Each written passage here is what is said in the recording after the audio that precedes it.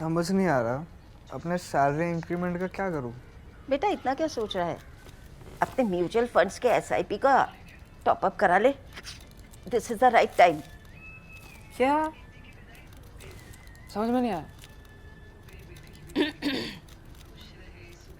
बेटा इतना क्या सोच रहा है? अपने म्यूचुअल फंड्स का एसआईपी टॉपअप करा ले। This is the right time.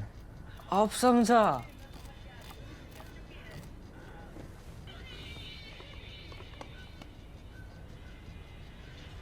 Mutual fund investments are subject to market risks. Read all scheme related documents carefully. There are no more slogans like देश के गद्दारों को गोली मारो सालों को in Delhi polls this time. The man who made it a war cry in 2020, Anurag Thakur of the BJP, is back in action talking about surgical strikes and parliament attack convict Afzal Guru's hanging. But he is raising these issues not to target any community, but to target the Aam Aadmi Party and the Congress over national security issues. Parvez Verma, who had called Shaheen Bagh protesters potential rapists and killers in 2020, is a much sober leader today as he takes on Arvind Kejriwal in the New Delhi constituency. Nobody is talking about the CAA either in this election. In fact, Amit Shah is almost missing from Delhi's poll campaign. Former BJP spokesperson Nupur Sharma of the infamous Prophet Muhammad controversy has got neither the party ticket nor a place on the party's star campaigners list. I am citing these instances to show how the BJP had changed its poll campaign template in Delhi, focusing on the AAP government's governance or the lack of it, not on communal polarization that backfired in 2020. It's not the only instance of the BJP learning from its mistakes and making a course correction. See how the party has fully embraced what Prime Minister Narendra Modi once deplored as the reverie culture. When it looked like brand Modi was no longer strong enough to beat anti-incumbency against Manohar Lal Khattar government in Haryana, the BJP replaced the CM. It would not risk the Haryana election even for PM Modi's friend. Of course, thanks to his friendship, Khattar got rehabilitated in the union cabinet. As brand Modi showed signs of diminishing returns in the parliamentary polls, the party had no hesitation in underplaying this brand in the Haryana and Maharashtra assembly elections. The centre set up the Rohini Commission in October 2017 for OBC's subcategorization.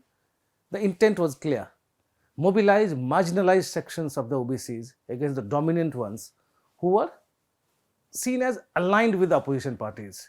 But the BJP soon realized that it did not need to open Pandora's box. The government ended up giving 14 extensions to the Rohini Commission. It finally submitted its report to President Draupadi Murmu in August 2023. Nothing has been heard about it since then. But when it came to subclassification of the scheduled castes, the BJP government in Haryana was quick to implement it right before the assembly election.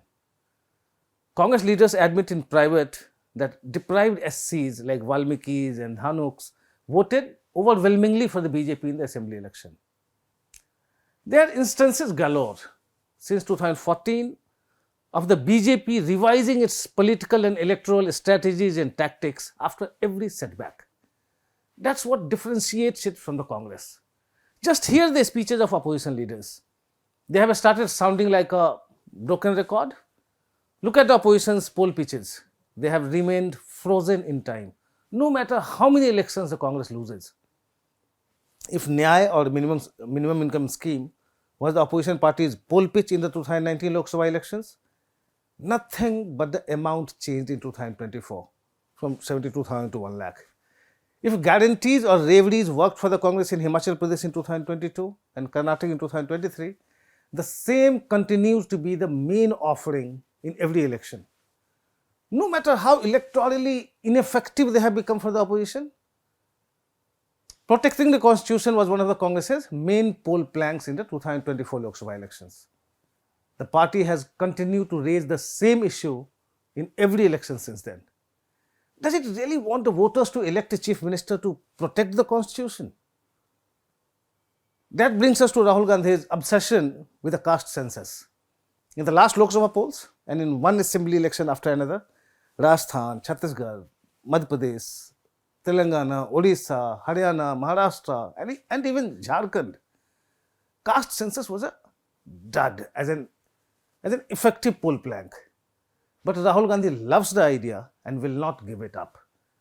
He was talking about the same caste census in Delhi's Muslim-dominated Selampur constituency last week. Look at the Congress party's poll pitch in Delhi. Freebies, caste census, protection of the constitution, and PM Modi promoting oligarchy at the cost of the poor. These are the issues the Congress has been talking about, one election after another. These sum up the Congress's poll campaigns in the last 5 years at least. So why is it that the BJP learns from its mistakes and keeps changing its political and electoral tactics and strategies, but the Congress won't? Some reasons are very obvious. The BJP has a strong monitoring and guidance systems, especially the RSS, that intervenes effectively whenever the party seems to go astray. The BJP is led by leaders like Amit Shah, who are 24/7 politicians. It has a robust organization that ensures constant feedback from the grassroots. Even though today's BJP has no dearth of sycophants and yes men and women, they have little say in decision making. Notwithstanding his personality cult, PM Modi is there to promote the party, not the other way around. It's just the opposite in the Congress. But the difference between the BJP and the Congress also lies in the way their respective leaderships think of their parties and their roles and functions. The BJP leadership sees the party as a political organization. For the Congress leadership, it's an idea, a philosophy. For the BJP, politics is about power, and so it must win at any cost. For the Congress, politics is a war between good and evil, and elections are a battle of ideas and ideologies. They must be fought. The results are not important. That should explain Rahul Gandhi's equanimity and abiding faith in the issues he keeps raising, no matter if they resonate with the voters or not. As for his obsession with the caste census, he is obviously convinced that it may turn out to be as disruptive for the BJP as it was for the Congress when the VP Singh government implemented the Mandal Commission report in 1990. His optimism is fine, but he is probably underestimating the BJP that has maintained a studied silence on this issue for some time. The fact is that the BJP has not made up its mind yet. Last Saturday, a top government functionary was having an informal interaction with a group of reporters. When they asked him if the much delayed census would be finally conducted in 2025, his reply was, "We want to do it. Hum karna to chahte hain." Basically non-committal. The next question was, what about caste census? He did not respond. The government has obviously not made up its mind. But mind you, he did not rule it out. The BJP is in a commanding position today, and it would not really like to do anything disruptive. But if push comes to shove, say Amit Shah realizes at some point that caste census can't be avoided, well, the centre can just go ahead and do it. After all, the BJP is better prepared, better placed than any other party to deal with the fallout. Don't forget that the Rohini Commission report on OBC's subcategorization is with the centre. If things begin to look difficult in the run-up to the 2029 Lok Sabha election, it can be a potential game changer. The Congress will then get credit and the BJP votes. Anyway, no point in speculating. The fact is that it is the Congress that needs to be prepared for the fallout first. That is in Karnataka. You must be watching how Karnataka CM Siddaramaiah is on the back foot, especially over corruption charges against him. He must be unhappy with the party high command too. See how the high command is trying to run his government from Delhi. A few days back, AICC General Secretary in charge of the state, Randeep Surjewala, got Siddaramaiah to submit performance reports of each of the 31 ministers in Karnataka. The CM has every reason to squirm and fume, although he has not shown it publicly. The high command appraising every minister's performance undermines the CM's authority. Why would his ministers listen to him then? They would rather make a deal with Surjewala directly. I mean, you can just wonder, is it Rahul Gandhi sending a message to Siddaramaiah, or is it Surjewala sending a message to ministers? Either way, the CM cut a sorry figure. Then there is this sword hanging over his head, that is rotational chief ministership. What if the high command decides to replace him with DK Shivkumar once he completes half of his term? That is just 10 months away. Siddaramaiah is not known to take things lying down though. His loyalists and ministers are already training their guns at DK Shivkumar, In the middle of all this, Siddaramaiah is laying the ground to release socio-economic and education survey or caste census report. He is likely to table it before the cabinet at the next meeting, as he has said. A cornered Siddaramaiah can just release the report. After all, Rahul Gandhi had promised it during the election campaign in Karnataka.